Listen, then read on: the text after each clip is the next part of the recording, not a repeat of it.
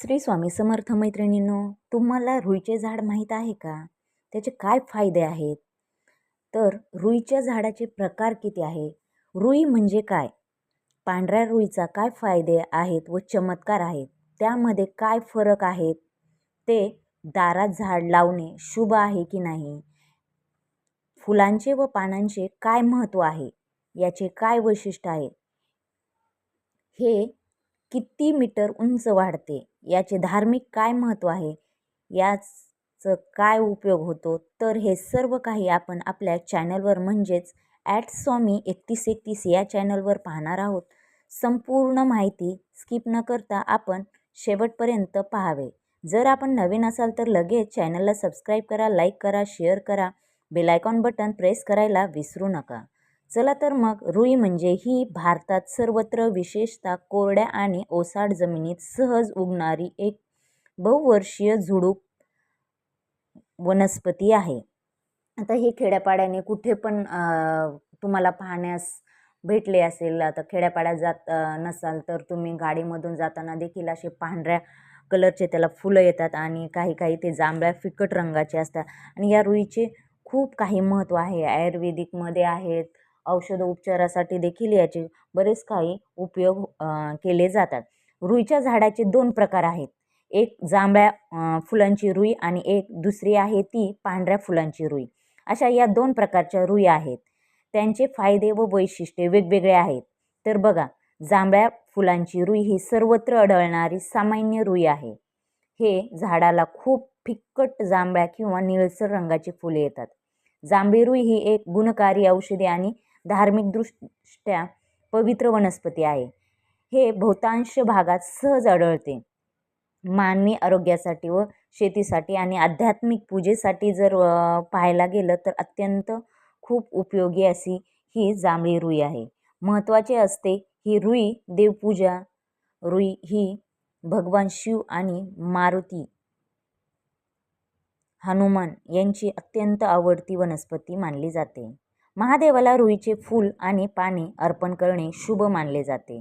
आपल्या घराच्या आसपास रुईचे झाड असणे नकारात्मक ऊर्जा दूर करू शकते. आपल्या आजूबाजूला ते काही लावायची गरज नसतं, ते आपोआपच झाडे येत असतात. तर ते आपल्या आजूबाजूला तर जरी असले तरी आपल्या आजूबाजूची जी नकारात्मक ऊर्जा आहे ती कमी होते.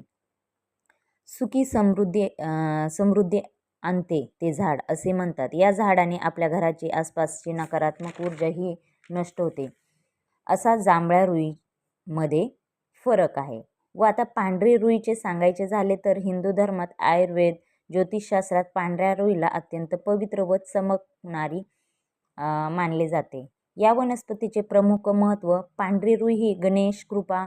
पांढऱ्या रुईच्या 12 वर्षापेक्षा जुन्या मुळाशी नैसर्गिकरित्या गणपतीचा अवकार तयार होतो, ज्याला श्वेतकार गणपती म्हणतात. देवपूजेमध्ये सुद्धा या पांढऱ्या रुईची फुले व पाने भगवान शिव व हनुमान आणि शनिदेवाला अत्यंत प्रिय आहे.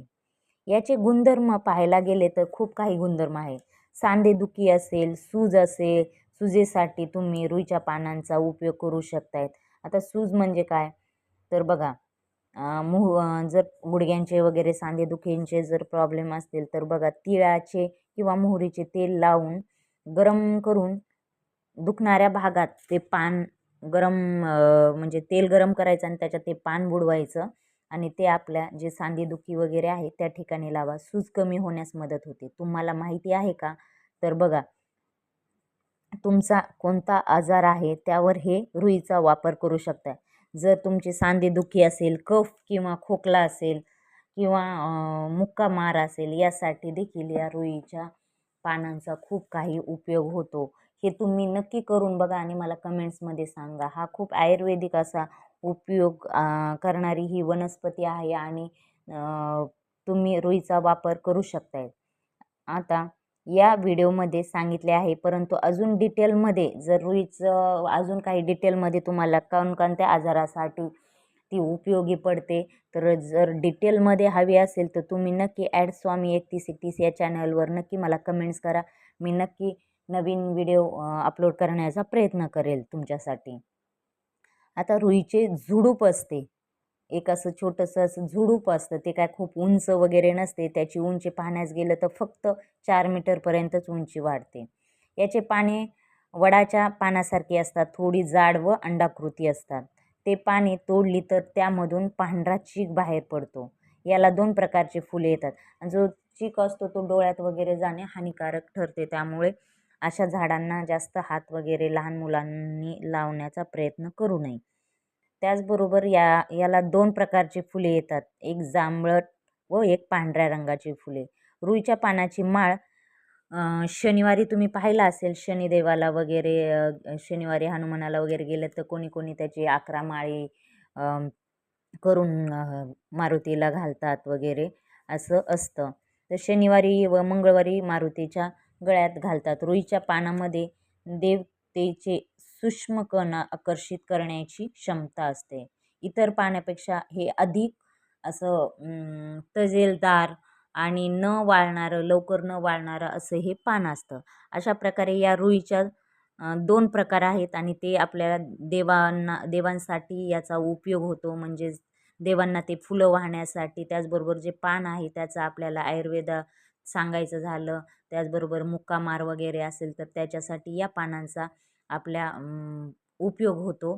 तर तो कसा होतो ते मी सांगितलेलं आहे. अजून डिटेल जर तुम्हाला पाहिजे असेल तर नक्की मला व्हिडिओ कमेंट्समध्ये सांगा. मी नक्की याचा फुल डिटेल तुम्हाला जसा हवा आहे तसा मी व्हिडिओ अपलोड करण्याचा प्रयत्न करेल. अशा प्रकारे तुम्ही आमच्या @स्वामी3131 या ID वर जाऊन तुम्ही कमेंट्स करू शकता.